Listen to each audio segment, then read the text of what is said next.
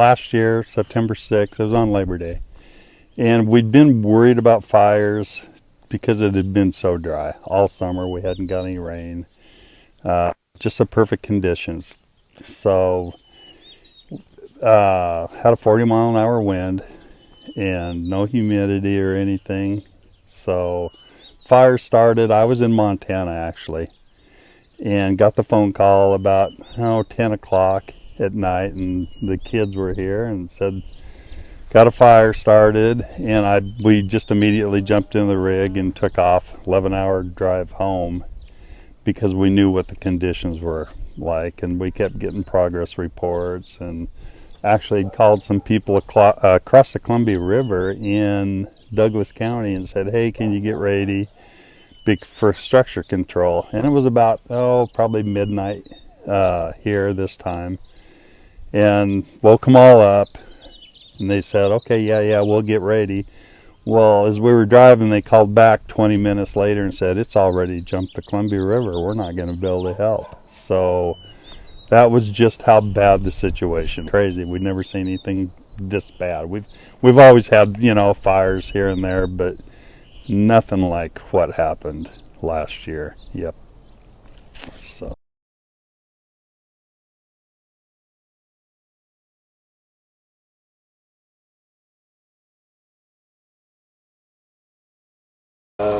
The original Cold Springs fire broke out about 10 o'clock at night. I was the first person on the scene, and it was about 1/10 of an acre, and it's on flat sagebrush, but right next to a downwind, a slope, and we just couldn't get the response there in time. And once it went up the slope, we had probably 20-mile-an-hour sustained winds. It got into some heavy sagebrush, and it was off to the races. We started calling neighbors downwind and received word that the wind was really howling up on top. And so we started, the fire travel was spotting 1/4 to a half mile out in front. We had a pot of cows and a range unit right at the head of the fire. Most of them were probably killed within the first hour of the fire hitting the area. They were in timber. We lost about 100 head of animals over the course of that evening. From a firefighting standpoint, there wasn't anything we could do for the livestock that were close. Animals out in the open steppe area, they fared pretty well. It was cattle that were caught in the breaks that really suffered. They just get trapped in draws. They traveled the length of our district, which is about 25 miles, across the Columbia River, and just absolutely dumbfounded us that it could travel that fast. At that point, it was only about 3 miles wide, crossed the Columbia into Douglas County, went past the town of Mansfield in the middle of the night, and this is from a 10 o'clock start.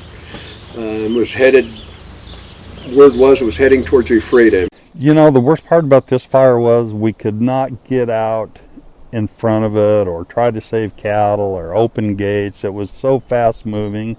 So basically we had to come and just try to save buildings. And so we were trying to prep everything. We wired our pump in. So we had power. We cleaned everything around the buildings. Did whatever we could do to try to make sure that we did not have any of the buildings. It would have been catastrophic to lose the buildings.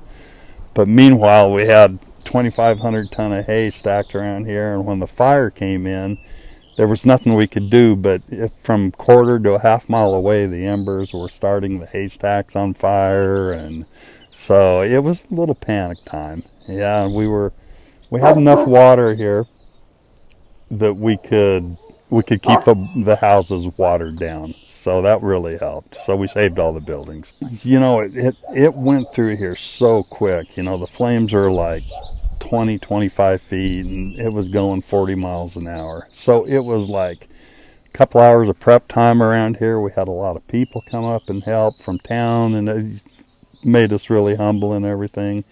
But the actual firefighting here around the buildings, it was fast. And then it probably took half hour of just intense, trying to save buildings and all that stuff. And then it was gone, moved on. We had a shop down on the river right next to an alfalfa field that we didn't even worry about.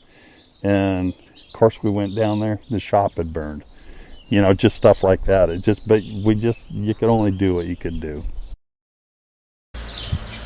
Our only option at that point from the firefighting perspective was getting people out of the way.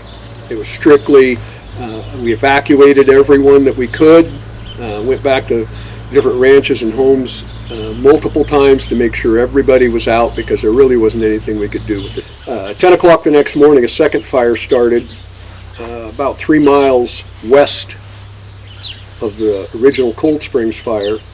It started in an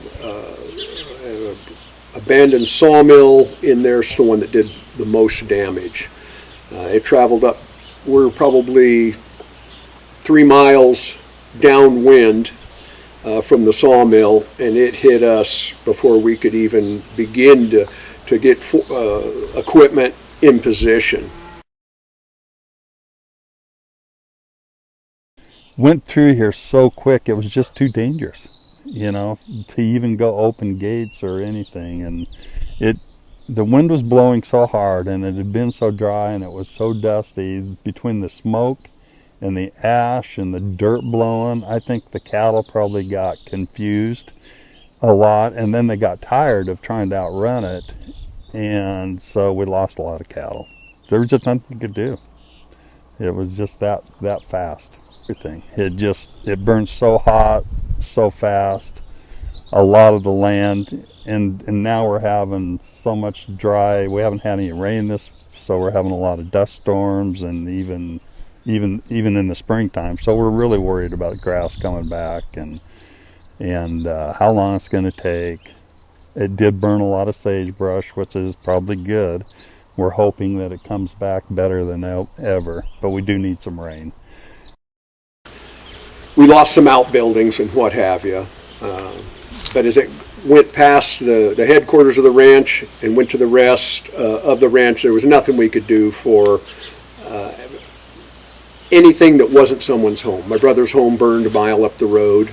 We couldn't get to it, so we just spent the rest of the next several days protecting homes that were on the flanks of the fire until the wind finally quit. And so of our roughly 20,000 acres that we manage, it got 95% of it burned. 100% of our fences, we've measured out about 75 to 80 miles of fence that have to be replaced. We have 19, I believe, developed water setups around the ranch, and only one of them wasn't severely impacted. The rest of them are going to have to be rebuilt. And so our immediate concerns were putting down injured animals and gathering them up, bringing the rest of the cattle home. They went into the feedlots the 10th of September and haven't been out yet. The grasses and the impact to the land, we lost probably 90% of our timber. We just finished salvage logging it. And then we'll deal with cleanup here this winter. We'll start burning slash piles and reseeding in those areas. Last year was a drought year, and this year has not shown up any better. It's staggeringly dry. It's as dry as we've ever seen it this time of year. It's overwhelming. First thing we had to do was get through not having any pasture last fall, and the money lost from the hay, and so it's kind of a day-by-day deal. So, you know, we've tried to get through. We didn't want to sell our cows, so we've been looking for outside pasture and everything. You just have to prioritize day by day. You know, we've got tons of fence to build. We've already built 7 miles of fence. We've got 50 more miles of fence to build. We've got just on boundary stuff. We've got to get the fences back in shape, and of course finding pasture. Just doing what you can day by day to get through.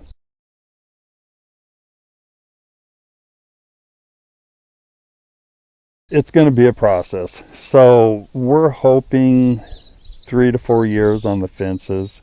We're going to try to keep the cattle off pasture for 2 years here that's been burned. So financially it'll take a long time, but for the land and everything, at least 2 years no pasture, and then it's going to be a process.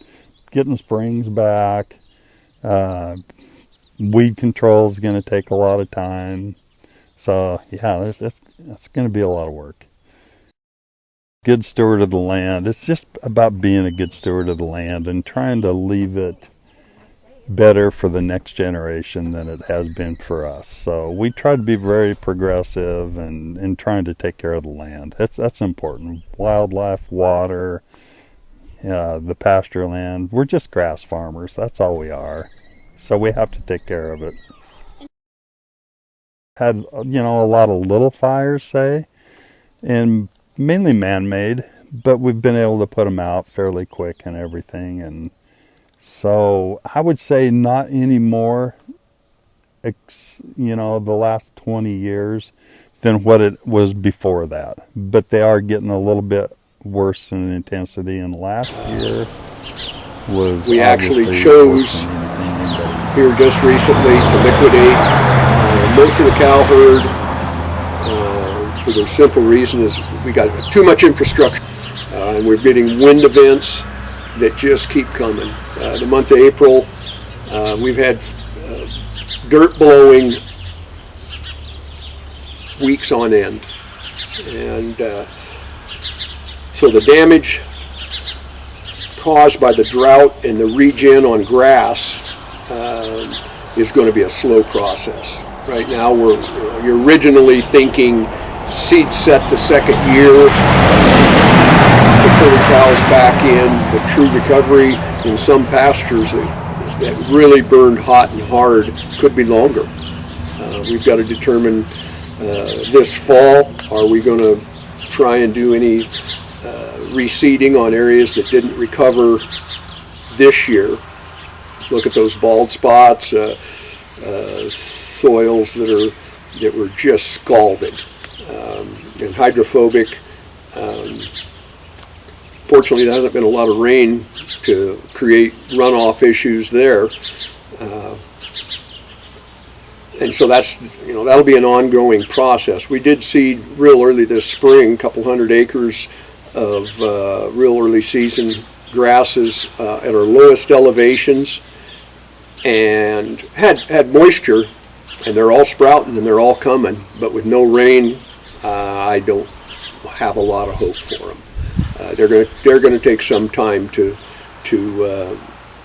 establish themselves where you can go ahead and put cows back in, and so we may be looking at a completely different way that we run cattle here in a couple years when we bring them back.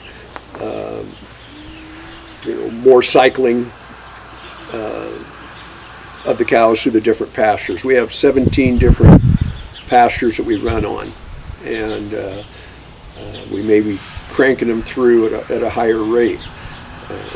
Regen on the timber, we'll wait and see. But again, with this as dry weather, it's hard to say what's going to happen. So we'll deal with that over the next year or two. Our primary concern is getting the fences back up and water systems redeveloped. We did anticipate with a lot of the overstory being burned off, some of these springs might be popping up, but it's so dry this year, we really haven't seen that. So we'll see what the future brings, but we thought we might see some of those seasonal springs show up, and we could develop on those, but that's not the case. Past history of fires have been 50-50 natural and man-caused. It's part of our ranch borders, the outskirts of Okanogan, and a highway, state highway, so we see everything from arson to idiots starting fires. And in the past, we've by and large been able to get a handle on it. The one thing that was different about this fire was that we had, a while later I found out that the weather event that hit the night both fires started was a generational wind event. Winds out of the northeast sustained at 40 for 10, 12 hours. And that was pretty unusual. And that's part of the reason that we weren't able to do anything with it, is we'd never fought a fire blowing that direction. Generally our fires blow from south and east and run. Most of the fires that we've had in the past, you could contain them and isolate from in this area, but we've managed to, even with the frequency of fires, for example, over to the west, Jackass Butte, it has burned, it's a 2,000 acre pasture, it's burned 4 times in 25 years, completely, and yet still manages to maintain perennial grasses that the cheatgrass hasn't moved in and taken over, and so we're grateful for that. The heat on this fire was such that and how dry it was, even the single pine trees burned. Isolated trees that we have just scattered about. Normally you'll get a fire move through and it'll char them some, but here it went up and crowned up and killed pine trees that were 100 years old, minding their own business, had multiple fires go through, but this one pretty much killed every tree that wasn't sitting in a swamp. And a lot of radiant heat. That wind just really, really exacerbated. The time frame, part of it will be Mother Nature if we can get some moisture, but we're going to count on not getting moisture. We're going to count that we're in a drought cycle right now. And so we're looking at a minimum of 2 years, and maybe even a little longer. And it'll be site specific. We've got some pastures that are included with wheat fields. We have a lot of dryland wheat, and so those are fenced off individually just by virtue of how they lay. It's not all contiguous, and so those pastures have always had a rest rotation because of the summer fallow, and so those are going to recover quicker than some of the pastures that see annual use. And again, it's going to be case by case. Some of the lower elevations actually suffered worse, and those are our spring and fall pastures and winter pastures, and those are the ones that we really count on to make a viable business, where we don't have to normally start feeding until Christmas, and by early April we're able to turn out on some for example some crested wheatgrass pastures that for a couple weeks, and grazing instead of feeding hay, and so it's just going to take time and rainfall. But like I said, we're not counting on any breaks from nature. We're going to deal with it as worst case scenario. And fortunately we can get help from NRCS on the deferred rest program. That softens the blow substantially. One of the decisions in liquidating the cow herd, the hardest part was 50 years of genetics. We'd gotten our herd to where it was not bulletproof, but it was a low input cows and trouble free. We tried for years when we were in expanding phases to purchase animals, and we just could not find the right bunch, and we finally gave up on that and used our own breeding programs. Now it paid off at the livestock market. We sold pairs for way more than we thought we would because of their background. We did very well at the auction, but we're not going to be able to buy that back except the hard way, and we'll deal with that in a couple years. But for ourselves to do a good job in rebuilding the ranch and rebuilding the infrastructure, we couldn't do it and keep the cows. We just could not. We spent this last winter doing nothing but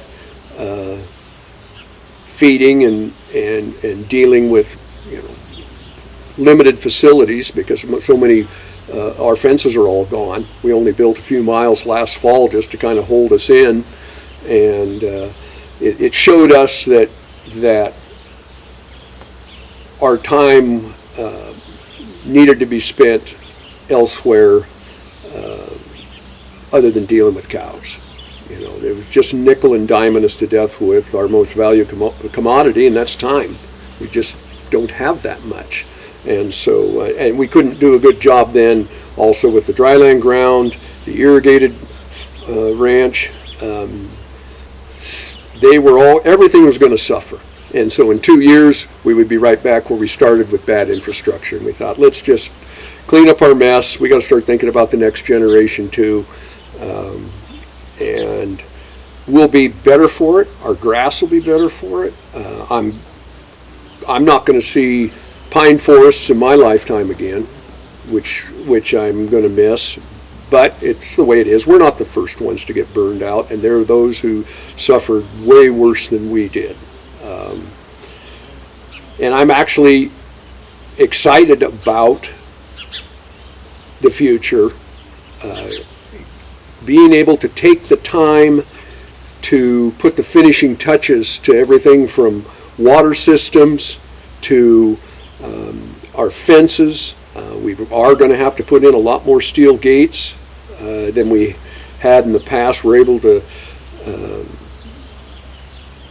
the thieves are just thick. They got pickups. I just found out yesterday they stole the solar panels off of a remote pumping station at a pond. Drove by it and the panels were gone. So we've got to learn how to protect ourselves a little better, and we can do it and do a good job. We just couldn't do it by having the cows here. Now, having said that, of course, we've still got replacement heifers, first calf heifers, but we're even thinking about whittling down on those because it has been a relief not to have to worry about what we're going to do for the next 2 years, where we're going to go. It's just like these, there's a real shortage in the area of spring and fall pasture. And so the idea of keeping cows in a dry lot until May or June and then having to come home and start feeding again when they come off in October, it just wouldn't pencil.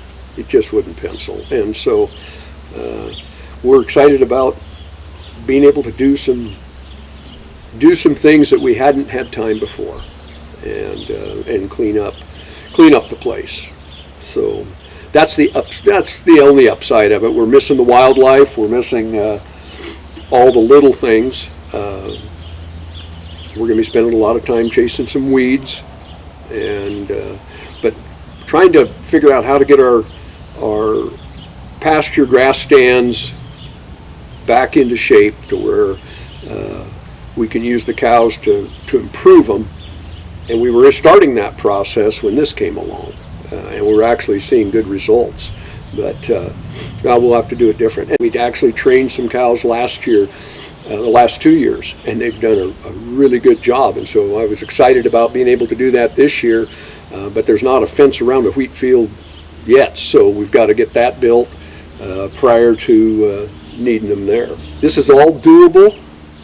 You just got to keep it, perspective and use the resources that are out there and available, so you don't become overwhelmed. Because I've got friends out there in the industry that are truly overwhelmed by what's ahead of them. We unfortunately are so far the champions on mileage of fences with what we've got on this fire. But we're just going to break it down into pieces that we can manage and handle, and go from there. But thanks for the opportunity to talk to you guys and spread the word that anybody got any big ideas, feel free to call.